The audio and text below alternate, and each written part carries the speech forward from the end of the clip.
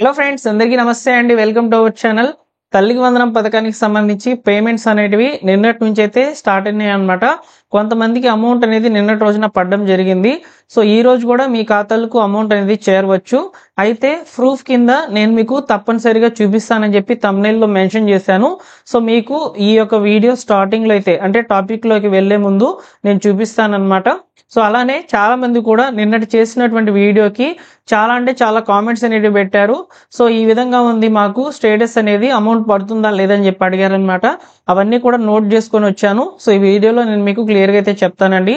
వీడియోని ఎండ్ వరకు చూడండి, మీకు ఉండే ప్రతి డౌట్ కూడా క్లియర్ అయ్యే అవకాశం అయితే ఉంటుంది. అలానే మీరు ఈ వీడియోకి లైక్ చేయడం ద్వారా ఇన్ఫర్మేషన్ నలుగురికి రీచ్ అవుతుంది, వారు కూడా తెలుసుకుంటారు. సో తప్పకుండా లైక్ చేసే ప్రయత్నం చేయండి. అలానే మన ఛానల్ సబ్స్క్రైబ్ చేసుకోండి. ఇక లేట్ చేయకుండా డైరెక్ట్ గా టాపిక్ లో కనుక వచ్చినట్లయితే, సో నేను చెప్పినట్లుగానే ప్రూఫ్ అనేది చూపిస్తానని చెప్పాను కదా, ఇక్కడ నేను స్టిక్ చేసి చూపిస్తాను చూడండి. సో మన ఛానల్ సబ్స్క్రైబర్ కి ఒకరికైతే నిన్న సాయంత్రం పూట అయితే అమౌంట్ అనేది క్రెడిట్ కావడం జరిగిందనమాట వాళ్ళకి. సో కాబట్టి వాళ్ళు, నేను మా టెలిగ్రామ్ ఛానల్ ద్వారా అయితే మన టెలిగ్రామ్ ఛానల్లో ఉన్నటువంటి ఈ యొక్క మెంబర్స్ని అయితే అడిగాను అనమాట. సో మీలో ఎవరికైనా అమౌంట్ కనుక పడితే మీకు బ్యాంక్ నుంచి మెసేజ్ వచ్చి ఉంటుంది, ఆ మెసేజ్ని నాకు ఫార్వర్డ్ చేయండి, ఖచ్చితంగా వీడియో చేస్తామని చెప్పాను. సో మనకు తాడిపత్రి నుంచి అయితే ఒకరు ఈ విధంగా మెయిల్ చేయడం జరిగిందనమాట. సో వారికి నిన్నటి రోజున అమౌంట్ అనేది క్రెడిట్ కావడం జరిగిందని చెప్పారనమాట. సో వాళ్ళు ఇచ్చినటువంటి మెసేజ్ని కూడా ఇక్కడ నేను స్టిక్ చేస్తున్నాను చూడవచ్చు. సో ఈ విధంగా మీకు బ్యాంక్ నుంచి మెసేజ్ అనేది రావడం జరుగుతుంది. లేదా మీరు ఎన్బిఎం పోర్టల్లో మీ స్టేటస్ అనేది చెక్ చేసుకోవడం ద్వారా కూడా పేమెంట్ స్టేటస్ స్థితి అనేది మారిందా లేదనేది కూడా చూసుకోవచ్చు. ఒకసారి చెక్అవుట్ చేసుకోండి. అలానే కొంతమంది గ్రీవెన్స్ అప్లికేషన్ పెట్టుకున్నాము, సో మాకు అమౌంట్ పడుతుందా లేదని చెప్పి అడుగుతున్నారు. ఇలా చాలా కామెంట్స్ అనేవి వచ్చినాయన్నమాట. సో పేమెంట్ సంబంధించి వాటిలో 1 by 1 గా చూసుకున్నట్లయితే ఎక్కువ శాతము payment hold by department RTE అనేది ఉందన్నమాట. ఇక్కడ దురదృష్టం ఏంటంటే ఆర్టీ యాక్ట్ లో లేకపోయినా కానీ వాళ్ళకి ఆర్టీ అనేది చూపిస్తుందని చెప్పి కొంతమంది కామెంట్స్ అనేవి పెట్టారు. సో ఇక్కడ ఏం జరిగి ఉంటుందంటే, ఆర్టీ యాక్ట్ కి వీళ్ళు అంటే ఉచిత సీట్ కొరకు అయితే వీళ్ళు అప్లికేషన్ అనేది చేసి ఉంటారనమాట. సో వీళ్ళు ఎగ్జామ్ కూడా రాసి ఉంటారు. సో ఇక్కడ సీటు వచ్చినా రాకపోయినా వాళ్ళకి ఆర్టీ అనేది పడిపోయింది. అలానే ఇక్కడ ముఖ్యంగా సీటు వచ్చి చదువుతున్నా కానీ, అంటే ఆ స్కూల్లోనే చదువుతున్నా కానీ payment hold by department RT అనేది పడింది అనమాట.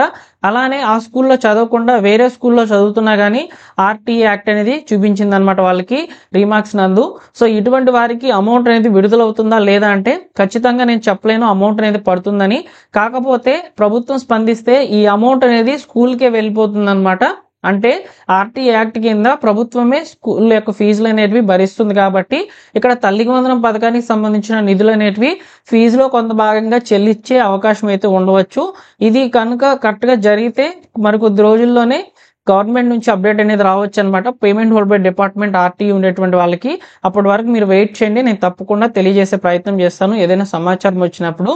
నెక్స్ట్ చాలా మంది కూడా పేమెంట్ రీమార్క్స్ నందు వచ్చేసి సో పేమెంట్ ప్రాసెసింగ్ లేదా under processing, payment to be paid, ఇలా ఈ 3 రీజన్స్ కనుక ఉండినట్లయితే వీరికి ఖచ్చితంగా అమౌంట్ అనేది పడుతుందండి.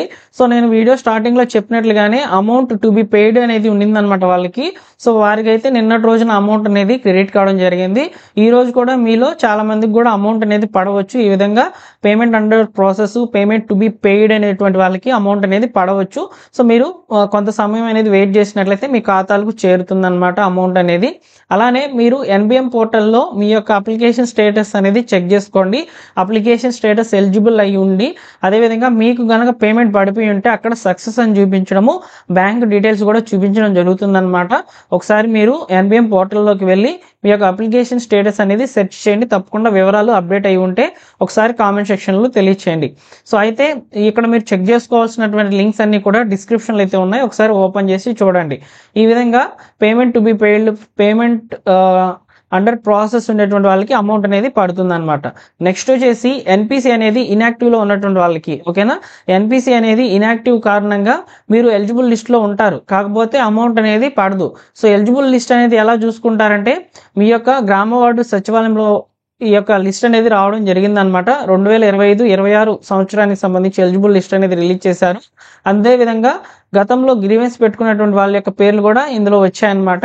సో ఆ లిస్టులలో మీ పేరు ఎలిజిబుల్ అయి ఉండి ఈ యొక్క ఎన్పిసిఐ స్థితి అనేది ఇన్యాక్టివ్లో కనుక ఉండినట్లయితే, వాళ్ళు యాక్టివ్ అనేది చేయించుకున్నట్లయితే వారికి కూడా అమౌంట్ అనేది విడుదల చేస్తామని చెప్పి ప్రభుత్వం అయితే చెప్పింది కాబట్టి సో మీకు కూడా అమౌంట్ అనేది పడుతుందన్నమాట.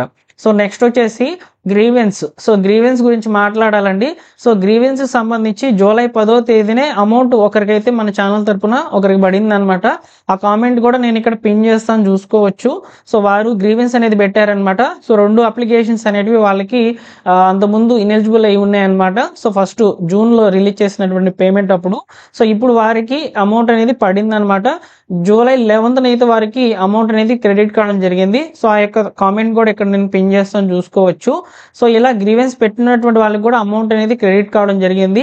సో మనకు దాదాపు ఒక 10-15 రోజుల నుంచి అయితే అమౌంట్స్ అనేటివి ఆగిపోయి ఉన్నాయన్నమాట. సో దాదాపు 10 రోజులు అయిందనమాట అమౌంట్ పడకుండా. సో నేటి నుంచి అయితే అమౌంట్స్ అనేటివి క్రెడిట్ చేస్తూ ఉంది గవర్నమెంట్. సో కాబట్టి మీ ఖాతాలకు కూడా డబ్బులు అనేటివి ఈ వారంలో ఎక్కువ శాతం పడేందుకు అవకాశం అయితే ఉందని సమాచారము. అందువల్ల మీకు క్లియర్గా చెప్తున్నాను ఎవరికి పడితే ఎవరికి పడదు అనేది.